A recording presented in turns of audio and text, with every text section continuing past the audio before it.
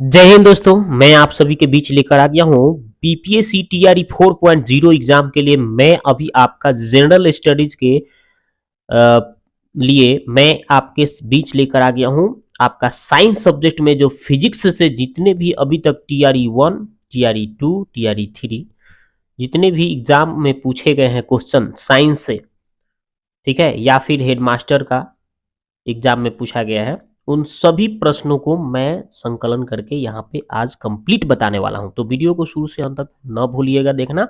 तो चलिए स्टार्ट करते हैं। आपको इसे एक अनुमान मिल जाएगा, अंदाजा मिल जाएगा कि भाई कहाँ से पढ़ना है, कहाँ से क्वेश्चन आ रहा है। तो इसको पहले अच्छी तरह से देखिए और इसके अनुसार, इसके अकॉर्डिंग एनसीईआरटी चाहे एसईआरटी का बुक पढ़िए, स्टडी कीजिए। 9-10 का पहले जरूर पढ़ लीजिएगा, चूंकि 9-10 का बुक से बहुत ज़्यादा एनसीईआरटी और एसईआरटी से क्वेश्चन पूछे गए हैं, ठीक है, उसको जरूर पहले पढ़िए, ठीक है। तो चलिए देखते हैं। तो देखिए यहाँ पे पहला क्वेश्चन बोला गया है दोस्तों कि सोनार सोनार तकनीक का प्रयोग होता है। तो कैसे, कहाँ पे होता है भाई? तो पानी के नीचे पहाड़ियों को पता लगाने में, ये भी सही है। हिमशैल का पता लगाने में, ये भी सही है। समुद्र की गहराई का पता लगाने में, ये भी सही है। तो एक से ज्यादा आंसर सही है, तो इसलिए इसका आंसर होगा ऑप्शन डी, ठीक है। आगे बात करते हैं। देख लीजिए ये कब पूछा गया है। तो बीपीएससी टीआरई 3.0 के री एग्जाम में जो 1 to 5 है उसमें पूछा गया था क्वेश्चन। आगे है चुंबकीय क्षेत्र है। चुंबकीय क्षेत्र क्या है? तो सदिश राशि होता है, ठीक है, पता होगा आपको। ये आपका बीपीएससी स्कूल टीचर है ना, आपका पेपर 2 में फर्स्ट शिफ्ट में पूछा गया था। आगे देखते हैं ये वाला क्वेश्चन। देखिए कह रहा है कि हवा में नमी मापने के लिए निम्नलिखित में से किस उपकरण का उपयोग किया जाता है? तो इसका आंसर हो जाएगा दोस्तों ऑप्शन नंबर सी जो है, हाइग्रोमीटर का उपयोग किया जाता है। आगे देखते हैं अगला क्वेश्चन। ध्वनि के मापन की इकाई को क्या कहा जाता है? तो ध्वनि के मापन की इकाई को क्या कहा जाता है? तो इसका आंसर हो जाएगा दोस्तों ऑप्शन डेसिबल। मापने का इसका इकाई होता है, लेकिन ऑप्शन में डेसिबल दिया ही नहीं है, तो इसलिए इसका उत्तर होगा ऑप्शन ई, ठीक है, ऑप्शन होगा ई, ठीक है। और थोड़ा सा और भी कुछ क्वेश्चन बताते हैं आपको। ये वाट जो होता है ये कथी का मात्रक होता है? तो ये शक्ति का मात्रक वाट होता है। ये वोल्ट क्या होता है? विभव और विभवांतर का मात्रक वोल्ट होता है। एम्पियर क्या होता है? विद्युत धारा का एम्पियर मात्रक होता है। तो ये एक्स्ट्रा नॉलेज हो गया, ये भी पूछ सकता है। आगे देखते हैं। तो आगे बोला है कि निम्नलिखित में से आपेक्षिक घनत्व के लिए सही इकाई मात्रक चुनिए, ठीक है। तो ये पूछा गया है। तो देखिए दोस्तों इसका आंसर देखिए, इसका आपका आपेक्षिक घनत्व का मात्रक जो होता है दोस्तों होता ही नहीं है, यानी मात्रक विहीन होता है, ठीक है। आगे बात करते हैं। कह रहा है कि निम्नलिखित में से वह कौन सा यंत्र है जिसके द्वारा विद्युत परिपथ में बहने वाली धारा की पहचान किया जाता है? तो विद्युत परिपथ में जो धारा बहती है उसको काथी से मापते हैं? एमीटर से मापने का काम करते हैं, एमीटर से मापने का काम करते हैं, ठीक है। अगला क्वेश्चन है, और एमीटर को किस परिपथ में जोड़ा जाता है? तो श्रेणी क्रम में जोड़ा जाता है। कोई पूछेगा कि एमीटर को कहाँ जोड़ते हैं, तो इसको बोलिएगा श्रेणी क्रम में जोड़ा जाता है, ठीक है, श्रेणी क्रम याद रखेंगे, ओके। अगला क्वेश्चन है कि निम्नलिखित में से कौन सा न्यूटन के गति के तीसरे नियम को का उपयोग करता है? तो न्यूटन का तृतीय गति नियम क्या होता है? प्रत्येक क्रिया के बराबर और विपरीत प्रतिक्रिया होता है, ये रूल बताया जाता है, ठीक है। और जैसे बंदूक से छोड़ी गई गोली या रॉकेट जो चलता नहीं, रॉकेट की गति, ये अंतरिक्ष में जो रॉकेट की गति होता है वो हो जाएगा था। तो इसका आंसर हो जाएगा ऑप्शन नंबर बी, ठीक है। आगे बात करते हैं। निम्नलिखित में से कौन सा सबसे कम घर्षण उत्पन्न करता है? तो देखिए सबसे कम घर्षण कौन? ये फिसलन तो घर्षण ज़्यादा करेगा ही, ठीक है। तो सबसे इसमें कम पूछा गया, ये बोला गया है। ये एस्थेटिक भी ज़्यादा करेगा, लेकिन ये रोलिंग जो है ये सबसे कम घर्षण उत्पन्न करेगा, क्योंकि वो लुढ़क के चलेगा, लुढ़क के ढुकते चल रहा है तो उसमें तो घर्षण कम लगेगा आपका, इसलिए इसका उत्तर ऑप्शन बी होगा। आगे बात करते हैं। प्रकाश तरंगे किस प्रकार की तरंगे होती है? तो प्रकाश तरंगे जो होता है दोस्तों अनुप्रस्थ तरंगे होती है, चाहे विद्युत चुंबकीय तरंगे होती है, यानी दो आंसर सही है, ए और सी दोनों आंसर सही है, इसलिए एक से ज्यादा आंसर सही है, तो इसका आंसर होगा उपयुक्त में से एक से अधिक आंसर, ठीक है। और ये देख ही रहे हैं कि कहाँ से, तो बीपीएससी स्कूल टीचर में पूछा गया है, ये पेपर 2 शिफ्ट 2 में पूछा गया है। आगे देखता हूँ ये वाला क्वेश्चन। देखिए कह रहा है कि निम्नलिखित में से किसके पास उच्च ऊर्जा स्तर और छोटा तरंगदैर्घ्य है? तो ये आपसे पूछा गया है दोस्तों, तो आप इसका आंसर क्या बताएंगे? तो देखिए ये परावैंगनी विकिरण होता है इसका आंसर, ठीक है। और पराबैंगनी विकिरण जो होता है, ये डायरेक्ट हम लोगों के सूरज के प्रकाश से अगर पृथ्वी पर आएगा, ठीक है, तो ये डायरेक्ट नहीं आ पाता है, क्योंकि हम लोगों के वायुमंडल के ऊपरी परत पे कौन सा है, ओजोन हो जो होता है, ओजोन। ओजोन का सूत्र कोई पूछेगा तो O3 बताइएगा, ठीक है। ये कितने ऑक्सीजन परमाणु से बने होते हैं, तो 3 ऑक्सीजन परमाणु से बने होते हैं। और ओजोन जो होता है हम लोगों का सुरक्षा कवच का काम करता है। वो डायरेक्ट पराबैंगनी विकिरण को पृथ्वी पर नहीं आने देता है, क्योंकि अगर डायरेक्ट अगर आ जाएगा ना, तो बहुत सारे लोगों को कैंसर, मोतियाबिंद, चर्म रोग, बहुत तरह की बीमारियां हो जाएगा, तुरंत आदमी धाए धाए धाए खलास होने लगेगा, मरने लगेगा, ठीक है। तो ये पराबैंगनी विकिरण जो बहुत खतरनाक होता है, ठीक है, ये भी बात याद रखिएगा। तो इसका आंसर बी होगा। आगे बात करते हैं, ये देखिए मानव कान की श्रवण परास क्या होता है। तो जो मानव आदमी कान है ना, मानव का श्रवण परास जो होता है दोस्तों, 20,000 से लेके 20,000 हर्ट्ज तक ले मानव अपने कान से सुन सकता है, ठीक है। तो आगे बात करते हैं, तो ये आपको याद रखना है। आगे है ऊष्मा निष्कासित करने वाली प्रतिक्रिया को क्या कहते हैं। तो जो ऊष्मा निष्कासित करने वाली प्रतिक्रिया होती है उसको क्या कहते हैं दोस्तों, तो उसको कहते हैं ऊष्माक्षेपी, ठीक है, ऊष्माक्षेपी बोलते हैं। आगे बात करते हैं, फ़ारेनहाइट पैमाने पर परम शून्य का मान कितना होता है। तो परम शून्य का मान कितना होता है दोस्तों, तो इसका आंसर हो जाएगा option number C, -469.4 degree Fahrenheit होता है, ठीक है। आगे बात करते हैं, ये वाला देखिए, कह रहा है कि किस तापमान पर लौह चुंबकीय पदार्थ अनुचुंबकीय बन जाता है। तो इसका राइट आंसर होगा दोस्तों ऑप्शन नंबर बी, क्यूरी तापमान पर, क्यूरी तापमान पर होता है।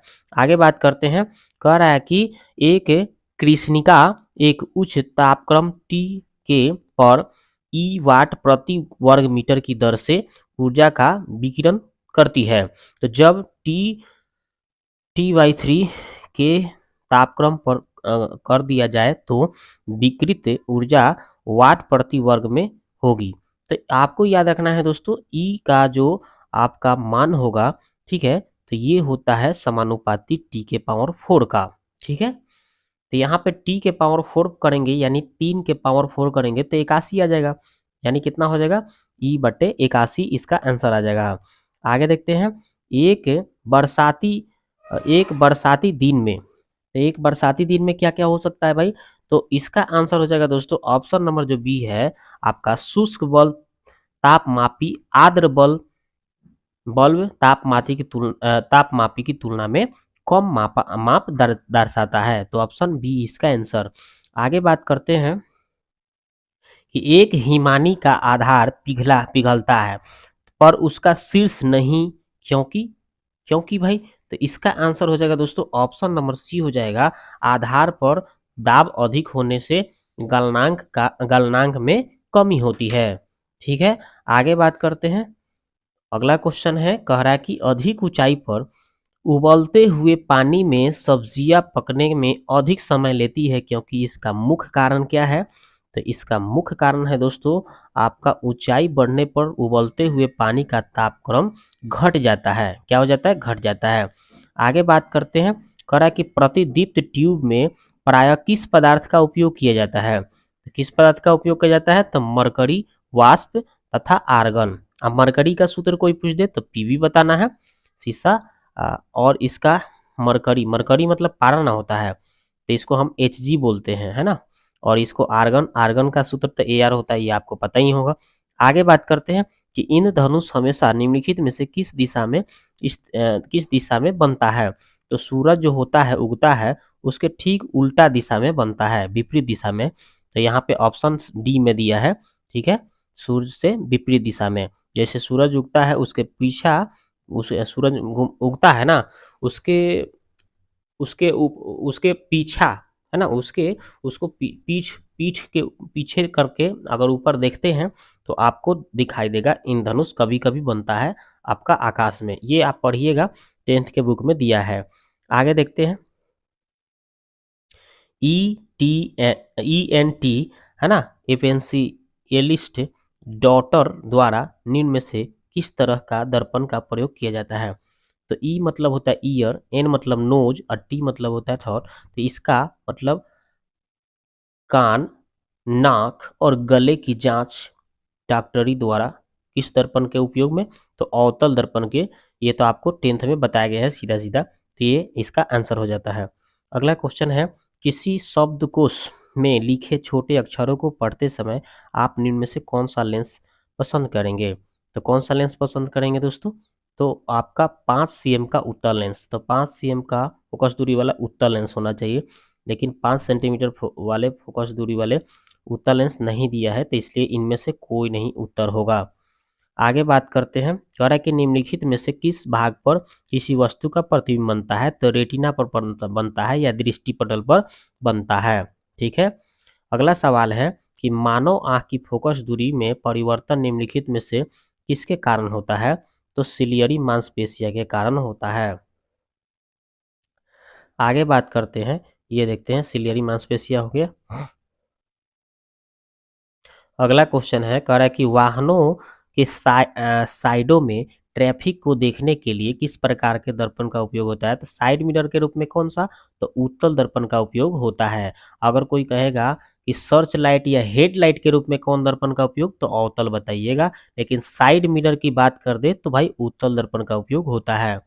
आगे देखते हैं कि दू कैनेडा का एक समदिक स्रोत जितना प्रकाश फ्लक्स पैदा करता है वह है, तो इसका एक फार्मूला होता है, आपका कितना होता है, 5 बराबर 4 पाई गुने आई। ठीक है, तो यहाँ पे 4 पाई हो गया और आई का मान कितना दे रहा है?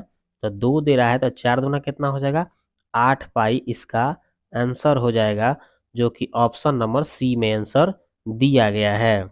आगे बात करते हैं, ये वाला देखिए, कह रहा है कि प्रिज्म द्वारा सफेद प्रकाश के परि परीक्ष परिक्षेपण में कौन सा रंग अधिकतम विचलित होता है? तो सबसे ज्यादा विचलन बैगनी रंग का है। अगर पूछता कि सबसे कम तो लाल बताते हैं, ठीक है, लेकिन सबसे अधिक है तो बैगनी रंग का विचलन सबसे अधिक होता है।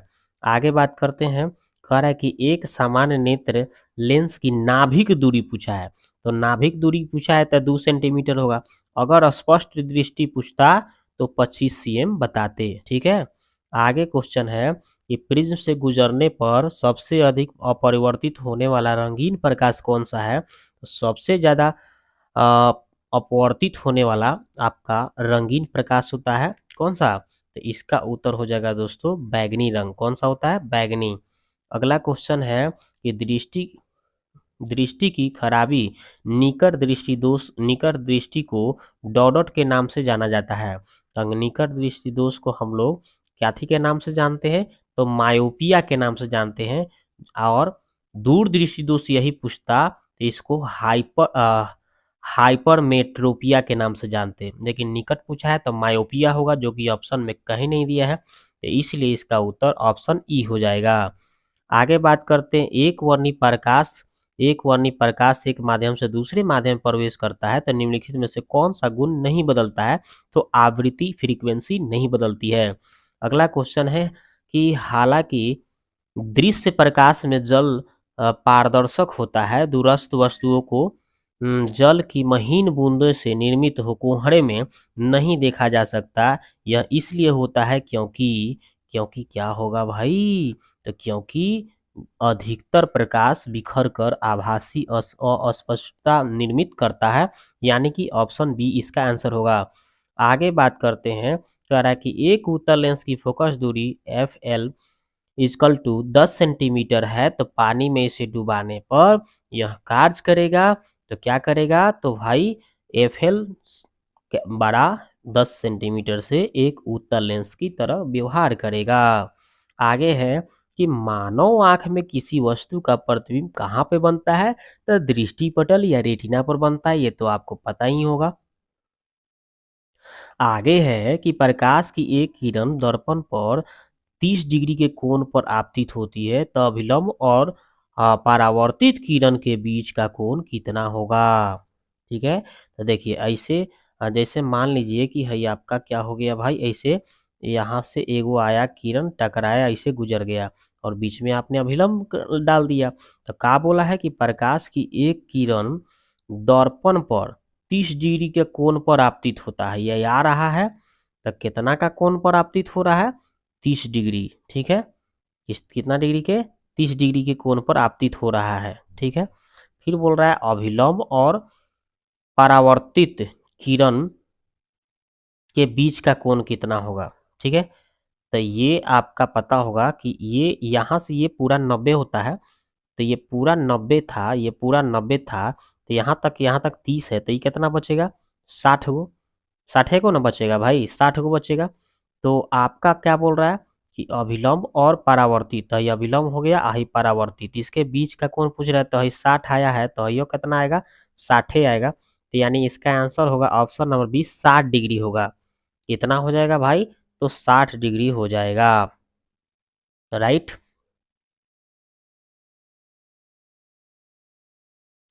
तो अब देखिए दोस्तों, नेक्स्ट क्वेश्चन क्या बोला है कि निम्नलिखित में से किसमें उच्चतम ऊर्जा होती है।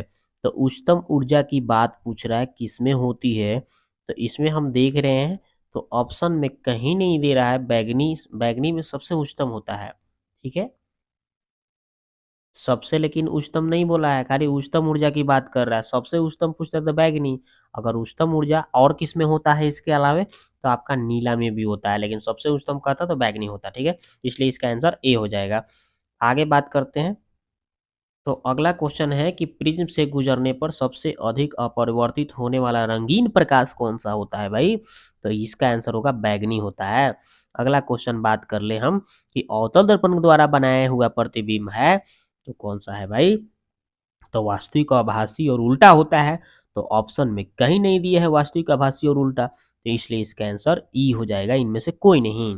आगे बात करते हैं, कह रहा है कि सितारों के चमकने की प्रकाशीय प्रक्रिया निम्नलिखित में से किसके कारण होती है, तो किसके कारण होती है भाई, तो इसका आंसर हो जाएगा आपका वातावरणीय अपवर्तन के कारण, वो यानी वायुमंडलीय अपवर्तन के कारण होती है। सीधी सी बात है। अगला क्वेश्चन है, इंद्रधनुष बनने का कारण क्या होता है, तो इसका कारण क्या है भाई, तो इसका कारण होता है कि पानी की बूंदे द्वारा सूरज के प्रकाश का अपवर्तन और परावर्तन, दोनों ही इसका ये कारण है। अगला क्वेश्चन है कि दो विद्युत आवेशों के बीच लगने वाला बल को निम्नलिखित में से किस नियम का प्रतिपादित किया जाता है, तो कूलॉम का नियम। किसका नियम है भाई, तो कूलॉम के नियम, ये आपका 12th में बताया गया है। ठीक है, अगला क्वेश्चन है कि फैंसी खिलौनों में प्रयोग किए जाने वाला प्रकाश उत्सर्जक डायोड उत्सर्जित करता है, तो क्या उत्सर्जित करता है भाई, तो इसका आंसर हो जाएगा आपका दृश्यमान प्रकाश उत्सर्जित करता है। अगला क्वेश्चन है, सड़क सड़क प्रकाश में उपयोग आने वाले बल्बों को जोड़ा जाता है, तो किस में जोड़ा जाता है, तो समानांतर क्रम में जोड़ा जाता है। आगे बात करते हैं, निम्न में से कौन सा गैर होम मोहमिक प्रतिरोध प्रतिनिधित्व करता है, तो कौन करता है भाई, तो इसका आंसर हो जाएगा option number C, torch bulb होता है। ठीक है, अगला क्वेश्चन है, विद्युत धारा फ्यूज किस प्रभाव पर कार्य करता है, विद्युत धारा का फ्यूज किस प्रभाव पर काम करता है भाई, तो इसका आंसर होगा विद्युत धारा के तापीय प्रभाव पर काम करता है। अगला क्वेश्चन है कि ओम के नियम का सत्यापन के लिए ध्यान में रखने वाली बात क्या है भाई, क्या बात है, तो ये आपका एमीटर को श्रेणी क्रम में और वोल्ट मीटर को समानांतर क्रम में जोड़ना चाहिए। और ओम के नियम आप पढ़े होंगे कि V बराबर IR होता है। आगे है कि विद्युत विभव को मापने के लिए किस उपकरण का उपयोग किया जाता है, तो विद्युत विभव का उपयोग आपका वोल्ट मीटर मापना होता है, चाहे गैल्वेनोमीटर मापना होता है, ये दोनों होता है इसका उपयोग मापने में विद्युत विभव। तो हमारा दो दो आंसर है, तो इसलिए इसका आंसर ऑप्शन डी हो जाएगा, इनमें से एक से ज्यादा। अगला क्वेश्चन है कि भाई डायोड का प्रयोग में लाया जाता है, तो कथी के रूप में, तो दिष्टकारी के रूप में प्रयोग में लाया जाता है। अगला बात करते हैं कि यदि जे जूल है और सी कूलम है, तो एम्पियर ए है, एम्पियर ए है, तो विभवांतर की एसआई मात्रक क्या होगा, इकाई क्या होगा, तो विभव और विभवांतर का मात्रक क्या होता है? वोल्ट होता है। विभव और विभवांतर का मात्रक क्या होता है? वोल्ट होता है। और इस वोल्ट को 1 वोल्ट बराबर हम 1 जूल प्रति कूलम भी कहते हैं। तो 1 वोल्ट कहिए चाहे 1 जूल प्रति कूलम कहिए, इसका विभवांतर का ए सही मात्रक दोनों सही है। तो ए और बी दो सही है, तो इसका उत्तर 1 से ज़्यादा है, तो इनमें से 1 से ज़्यादा वाला ऑप्शन डी आंसर मार लेंगे। अगला है कि किसी चालक का प्रतिरोध समानुपाती होती है। तब प्रतिरोध कथी के समानुपाती होती है भाई? तो आपको तो पता ही होगा, प्रतिरोध आर जो होती है एल बटे ए के समानुपाती होता है। रो एल ए बटा ए ए एल ए। तो किसके समानुपाती हो रहा है भाई? एल के समानुपाती हो रहा है, लंबाई के, तभी उत्क्रमानुपाती होता है। तो देखिए एल के समानुपाती यानी लंबाई के समानुपाती होता है, यही इसका आंसर होगा। आगे है इलेक्ट्रॉन का प्रवाह निम्नलिखित में क्या कहलाता है? इलेक्ट्रॉनों के प्रवाह को हम विद्युत धारा कहते हैं। ठीक है, ऑप्शन नंबर सी आंसर हो गया। आगे बात करते हैं किसी परिपथ में कौन सा पद विद्युत पावर को प्रदर्शित नहीं करता है? तो विद्युत पावर को कौन नहीं प्रदर्शित करता है? तो इसका आंसर होगा दोस्तों option number A, I R square. ई नहीं करता है पावर को।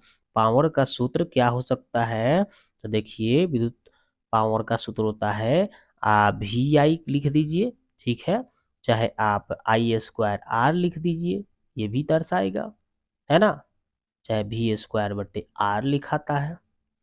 तो हमारा तीन तीन को पावर का सूत्र है, लेकिन इनमें से कौन नहीं है भाई? तो ए नंबर नहीं है, तो यही इसका आंसर हो जाएगा, नहीं पूछ रहा था। अगला सवाल है भाई, कह रहा है कि लेंज के नियम की व्युत्पत्ति के लिए निम्न में से किसके संरक्षण नियम का उपयोग होता है? तो किसके होता है भाई? तो इसका आंसर हो जाएगा आपका ऊर्जा संरक्षण का, लेकिन ऑप्शन में कहीं नहीं दिया है, तो इसलिए इसका आंसर ई हो जाएगा, इनमें से कोई नहीं।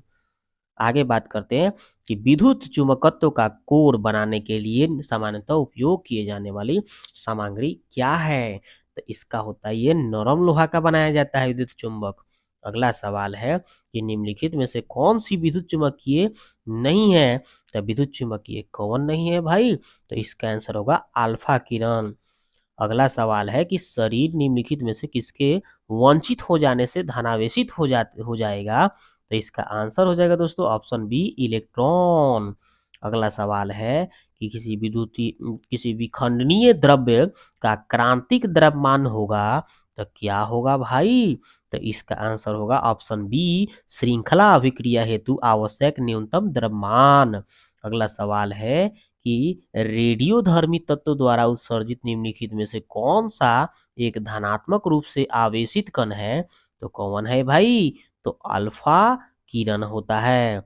अगला बात करते हैं कि नाभिकीय रिएक्टरों में D2O, ये भारी जल का सूत्र होता है ना, D2O का उपयोग होता है। तो कथी के रूप में प्रयोग होता है भाई? तो ये मंदक के रूप में प्रयोग होता है भारी जल का। अगला सवाल है कि स्वतंत्र रूप से पृथ्वी की ओर गिरते हुए पिंड की कुल ऊर्जा का होती है? तो क्या होती है भाई? तो ये आपका स्थिर रहती है। क्या होती है? स्थिर रहती है। अगला सवाल है कि भू स्थिर उपग्रह घूमता है, तो कैसे घूमता है भाई? तो इसका आंसर होगा स्थिर ऊंचाई पर। अगला सवाल देखते हैं। अगला सवाल है कि निम्नलिखित में से कौन सा अन्योन्य क्रिया सबसे छिन्न है? तो कौन सा है भाई?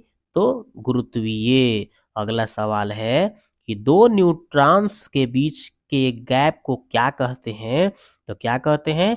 तो ये सिनैप्स कहते हैं। अगला सवाल है निम्न में से अर्धचालक सेमीकंडक्टर है, तो सिलिकॉन होता है, ठीक है। अगला सवाल है कि रेनकोट और टेंट में के वाटरप्रूफ गुण किसके कारण होते हैं? तो किसके कारण होते हैं भाई? तो इसका आंसर होगा सतह तनाव के कारण। अगला सवाल है कि विंडो या घरेलू क्लीनर या परफ्यूम स्प्रेयर के रूप में इस्तेमाल किए जाने वाले स्प्रे बोतलें निम्नलिखित में से किस पर काम करती है? तो किस पर काम करती है? तो बर्नौली का सिद्धांत पर काम करती है। एक व्यक्ति पृथ्वी पर अधिक भार किस स्थिति में ढकेल सकता है? तो भाई इसका आंसर हो जाएगा ऑप्शन बी, खड़े होने की स्थिति में। तो देखिए अभी तक ले जितना भी आपका टीआरई 1, टीआरई 2, टीआरई 3 या हेडमास्टर के एग्जाम में पूछा गया है, वो सभी का मैंने इस वीडियो में कंप्लीट कर दिया। साइंस का जो फिजिक्स से जो भी क्वेश्चन आया हुआ है मैंने इसमें आपका टोटल क्वेश्चन कंप्लीट करा दिया। अगले वीडियो में मैं आपको केमिस्ट्री का, उसके अगले वीडियो में बायोलॉजी का, सब इसी तरह से आपको वीडियो वाइज टोटल मिल जाएगा। PYQ जो है आपका प्रीवियस ईयर जो क्वेश्चन पूछा गया है, ठीक है, उस सब का मैं इस तरह से वीडियो लेकर आऊँगा। इसके मैं पिछले वीडियो में ज्योग्राफी का जितना भी अभी तक ले क्वेश्चन पूछा गया था 130 क्वेश्चन लगभग मैंने एक वीडियो में पूरा बता दिया है। 60 क्वेश्चन जो पूछा गया है ये फिजिक्स से, ये मैंने टोटल इसमें बता दिया, ठीक है। इसी तरह से केमिस्ट्री, बायो और भी जो सब्जेक्ट है सबका बनाया जाएगा वीडियो, तो बस मेरे साथ बने रहिए। मैथ का भी तैयारी आप करना चाहते हैं तो मैं मैथ का भी वीडियो अपने चैनल पर अपलोड कर रहा हूँ, उसको भी आप देख सकते हैं। चैप्टर वाइज मैं PYQ यानी प्रीवियस ईयर जो पूछा गया है टोटल टीआरई 1, 2, 3 है ना, या हेडमास्टर, उस सबको, या STT के एग्जाम है उस सबको मैंने सॉल्व करा के अच्छी तरह से बता रहा है, ठीक है। उसके बाद में आपका मॉडल क्वेश्चन भी बता रहे हैं, ठीक है, तो उसको भी आप देख लेंगे। अगर उतना कर लेते हैं तो आपका एक भी सवाल नहीं छूटने वाला है। आप देख कर वीडियो आप अनुमान लगा सकते हैं। एक बार जाइए मेरे चैनल पर विजिट करिए, सब वीडियो को देखिए। टेस्ट सीरीज भी मैंने बहुत सारा करा रखा है, उसको भी आप चाहेंगे तो कर सकते हैं, ठीक है। या तो 6 to 8 में आप तैयारी करना चाहते हैं तो उसके लिए भी है, या फिर 9th 10th की तैयारी करना चाहते हैं उसके लिए भी है। तो मिलते हैं नेक्स्ट वीडियो में, ठीक है।